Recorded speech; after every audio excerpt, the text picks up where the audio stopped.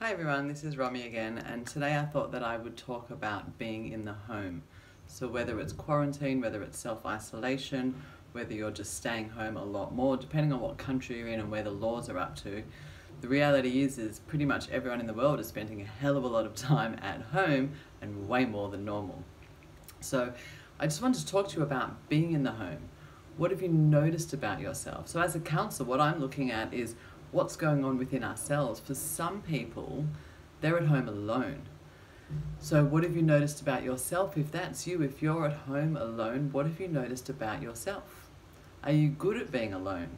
Are you terrible at being alone? Do you feel like you're going stir crazy alone? Are you loving being alone? Are you reaching out to other people? Are you feeling depressed or sad? Are you feeling happy? What's going on for you being at home alone? Because that's something that we're not used to, most of us anyway, for long periods of time. Alternatively, you might be with a housemate or with a partner or with people that you ended up on self-isolation with if you were out traveling or somewhere else in the world.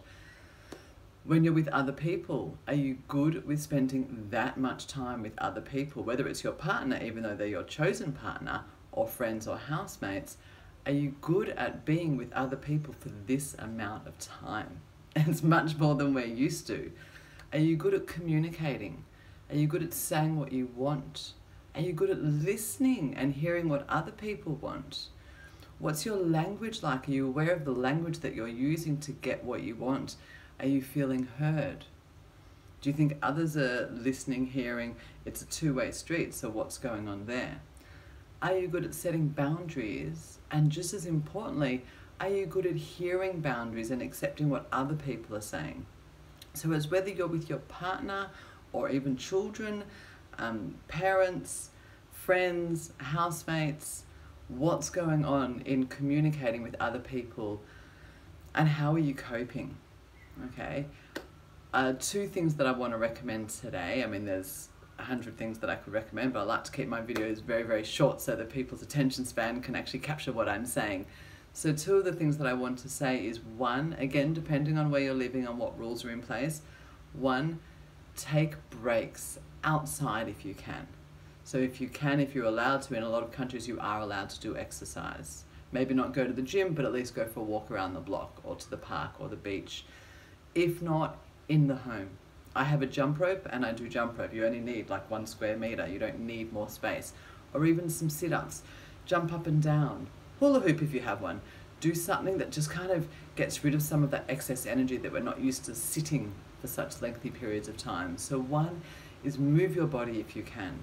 There's so much online now of yoga, Pilates, personal trainers. There is a million things that we can follow and do in terms of exercises, dance classes, anything that makes you smile, laugh, sweat. Okay, so one is to do that. The other one is journaling. I always recommend journaling, but now more than ever. Okay, why I recommend journaling is because we need to move some of this energy, some of this mental energy of what's going on in our mind. And the way I describe it always in my free talks normally is all of our emotions sit here. You can't see me, but down in your guts. So all of our emotions sit here and we want them to sit in balance with each other. Okay, what can happen is when an emotion goes up, we want it to come back down to balance. The problem is when that emotion doesn't come back into balance. Okay, so maybe we're feeling really agitated one day. So we get agitated and we come back to balance, okay? And then a bit later we feel agitated. So we get agitated and maybe we come back into balance and then agitated again and then we're here. And then the next time we're here and then the next time we're here. And our baseline is now up here. So whether it's agitation or frustration or just cabin fever or any emotion that's going on, once it's sitting here is when we start getting into trouble, okay? This is what we call in psychology emotional flooding, okay? Emotional overwhelm is flooding. Flooding is like, I'm at my wit's end, and normally the next thing that happens, it can be stubbing a toe, it can be anything completely irrelevant, and bang, we flip our lid. That's when we're here and we're ready to explode, and we can explode at anyone over anything. Ooh, can you hear the rain? That's exciting. Hopefully you can hear me over the rain, it just got very loud. So that's flooding, emotional overwhelm.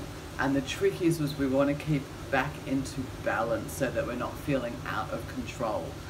Now, normally I would recommend a whole range of things that usually involve getting out of the house and doing things for yourself and good self-care practice, but we're going to have to do the self-care practice at home.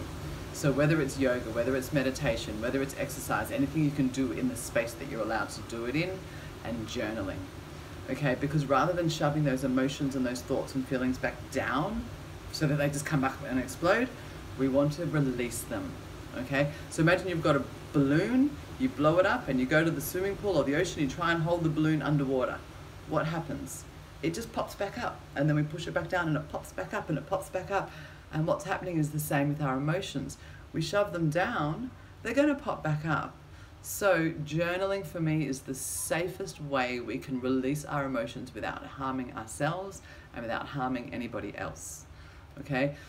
Writing about how you're feeling, expressing your frustrations, expressing a good day if you have a good day also. It doesn't have to be only negative and fear-based, but getting your emotions and bringing them up and bringing them out. We want to put them somewhere else other than shoving them back down. Okay, I will make another video that's based purely on writing therapy and journaling and why writing therapy on its own does so many amazing things for us. So I might do that one in a minute whilst I'm here. So doing some exercise, moving some energy, doing something in terms of self-care practice and moving that physical energy so that we're not so stagnant, and journaling are the two tips that I have for you today. Journal how you're feeling, keep writing, keep writing, keep writing. Get to the bottom of your own emotions, release it rather than let them build up and then we explode. Even on those days when we're feeling good, we're like, no, I'm feeling great. And then something happens, we're like, ooh, what was that? And we keep jumping. And that jump is undealt with emotions, unprocessed emotions. So bring them all up, put them on paper. It is safe. If you feel uncomfortable with papers lying around or your journal lying around, if you've got a full family in the house, write it down and burn it. Do whatever you need as long as you release those emotions, take them out and put them somewhere else rather than shove them back down. So that's my advice for you today. Hope you guys are all doing well and hope to see you all soon. Thank you very much.